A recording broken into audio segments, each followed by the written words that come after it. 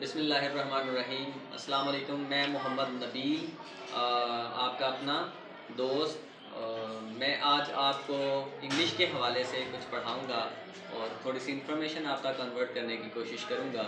उम्मीद है कि आप लोग इससे कुछ फ़ायदा उठाएँगे।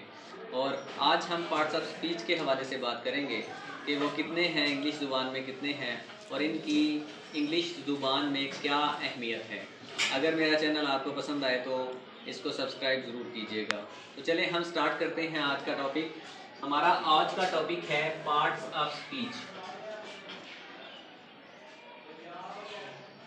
Parts of speech.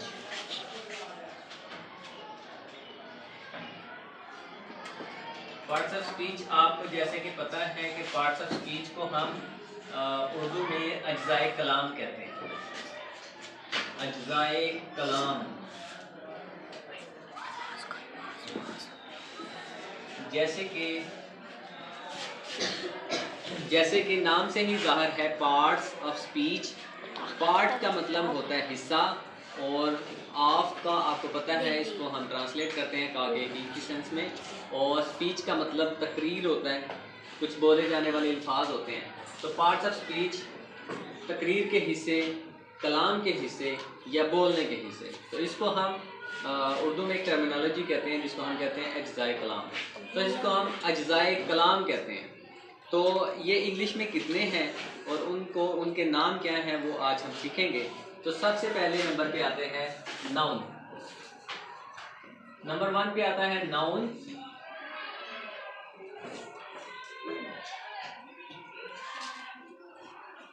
नंबर 1 है नाउन। Number 2 pronoun. नंबर 3 पे आता है वर्ब। नंबर 4 पे आता है एडवर्ब।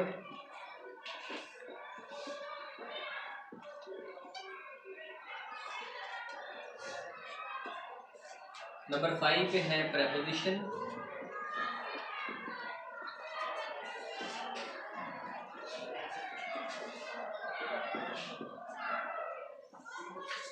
और नंबर 6 पे है कंजंक्शन।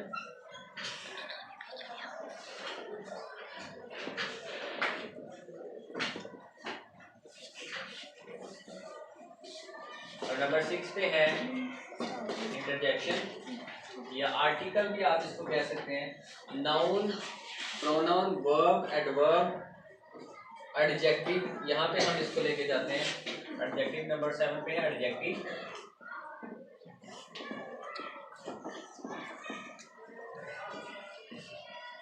और इंटरजेक्शन।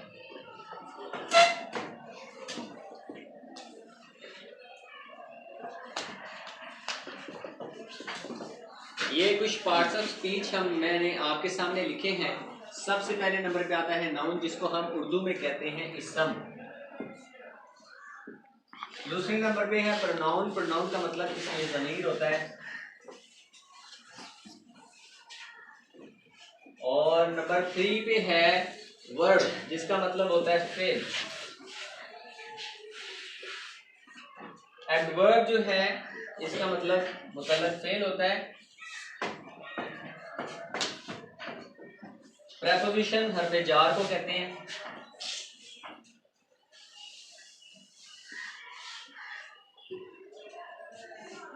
और कंजंक्शन जो है वो हरफ अतफ होता है। हरफ अतफ। और एडजेक्टिव इसमें सिर्फ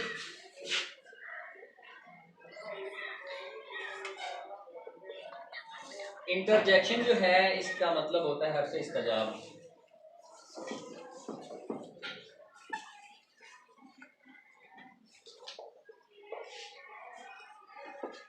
चलें जी, आज हम जैसे कि आपको पता है कि आज का जो हमारा टॉपिक है वो है पार्ट्स ऑफ स्पीच। आज का हमारा टॉपिक पार्ट्स ऑफ स्पीच है। सबसे पहले मैं आपको बता दूं कि पार्ट्स ऑफ स्पीच का मानी उर्दू में होता है अज्जाए कलाम। किसी भी ज़ुबान में, स्पेशली हम इंग्लिश की बात करेंगे कि जब भी आप इंग्लिश में कोई भी लफ्ज़ पढ़ते हैं, कोई बुक या कोई पैराग्राफ पढ़ते हैं, तो उन सारे के सारे अल्फाज जितने भी आप लोग पढ़ते हैं उनका ताल्लुक इन 8 पार्ट्स ऑफ स्पीच के साथ होता है। तो ये हमारे पास 8 पार्ट्स ऑफ स्पीच है। नंबर 1 नाउन है, जिसको हम उर्दू में इसम कहते हैं। नंबर 2 है प्रोनाउन, प्रोनाउन को हम इसमें ज़मीर कहते हैं। और फिर वर्ब है, वर्ब को हम फेल कहते हैं। नंबर 4 पे आता है एडवर्ब, और एडवर्ब को हम मुतल्लक फेल कहते हैं। एडवर्ब को हम क्या कहते हैं? मुतल्लक फेल। और प्रेपोजिशन, प्रेपोजिशन को हम हरफे जार कहते हैं। फिर 6 नंबर पे आता है कंजंक्शन, कंजंक्शन को हम हरफे अतफ कहते हैं। और एडजेक्टिव, इसको हम एडजेक्टिव भी पढ़ते हैं और एडजेक्टिव भी पढ़ते हैं। ये दोनों तरह से पढ़ा जा सकता है, लेकिन इसकी सही प्रोनाउंसिएशन एडजेक्टिव है, जिसका मतलब इसमें सिफ्त होता है। और उसके बाद लास्ट में इंटरजेक्शन आता है, जिसका मतलब हरफे इस्तिजाब होता है। तो इसके इन तमाम पार्ट्स ऑफ स्पीच के बारे में मैं आपको थोड़ी सी डिटेल बता देता हूँ, क्योंकि ये हमारा आज का पहला लेक्चर है। इसके बाद हम 1 बाय 1 इन सब को डिटेल के साथ जो है ना वो डिस्कस करेंगे कि नाउन क्या होता है, उसकी कितनी इकसाम होती हैं और वो कैसे इसको यूज़ किया जाता है। फिर प्रोनाउन के बारे में इसी तरह से 1 बाय 1 हम जो है वो पढ़ेंगे।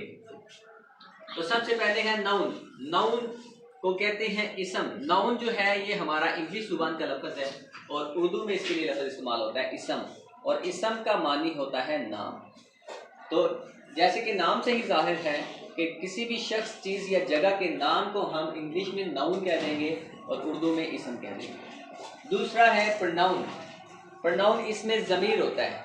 इसमें ज़मीर, प्रोनाउन एक ऐसा लफ्ज़ होता है, एक ऐसा इसमें ज़मीर एक ऐसा लफ्ज़ होता है जो हम किसी नाउन की जगह पे इस्तेमाल करते हैं। ऐसा लफ्ज़ जो हम किसी नाउन की जगह पे इस्तेमाल करें उसको हम प्रोनाउन कह देते हैं।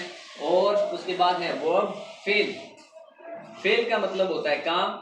जब भी आप देखें कि किसी जुमले में कोई लफ्ज़ ऐसा कोई काम जाहिर कर रहा है, यानी कि किसी काम का करना, होना या सहना अगर किसी भी जुमले में पाया जाए, सेंटेंस में पाया जाए, तो उस लफ्ज़ को हम फेल कहते हैं। जैसे गो है, वॉक है, स्लीप है, रनिंग है, स्टडी है, ये सारे के सारे हमारे पास वर्ब्स हैं। उसके बाद है एडवर्ब। एडवर्ब होता है मुतल्लक फेल। एडवर्ब क्या होता है? मुतल्लक फेल, फेल के मुतल्लकात। ऐसा लफ्ज़ जो किसी फेल के मानी में इजाफा करता है उसको हम एडवर्ब कह देते हैं। और उसके बाद है प्रेपोजिशन। नंबर 5 पे है प्रेपोजिशन, जिसको हम हरफे जार कहते हैं। प्रेपोजिशन को हम उर्दू में हरफे जार कहते हैं, और जार का मतलब होता है रबत। रबत या राब्ता कायम करना, यानी कि ये दो मुख्तलिफ अल्फाज को आपस में मिलाता है, दो मुख्तलिफ अल्फाज का आपस में राब्ता कायम करता है। तो ऐसा लफ्ज़ जो दो मुख्तलिफ अल्फाज को आपस में मिलाए उसको हम इंग्लिश में प्रेपोजिशन और उर्दू में हरफे जार कह देते हैं। जैसे इन, ऑन, एट, ऑफ, ये सारी की सारी प्रेपोजिशन की मिसालें हैं। उसके बाद है कंजंक्शन। कंजंक्शन को हम उर्दू में हरफे अतफ कहते हैं। और हरफे अतफ क्या होता है कि जैसे कि हमने पढ़ा कि हरफे जार जो है प्रेपोजिशन दो अल्फाज को आपस में मिलाता है, इसी तरह से कंजंक्शन जो है वो कंजक्ट करता है दो मुख्तलिफ जुमलों को। दो मुख्तलिफ जुमलों को कंजक्ट करने के लिए या दो मुख्तलिफ जुमलों को आपस में मिलाने के लिए जो हम लफ्ज़ इस्तेमाल करते हैं उस लफ्ज़ को हम कंजंक्शन इंग्लिश में और हरफे अतफ उर्दू में कह देते हैं।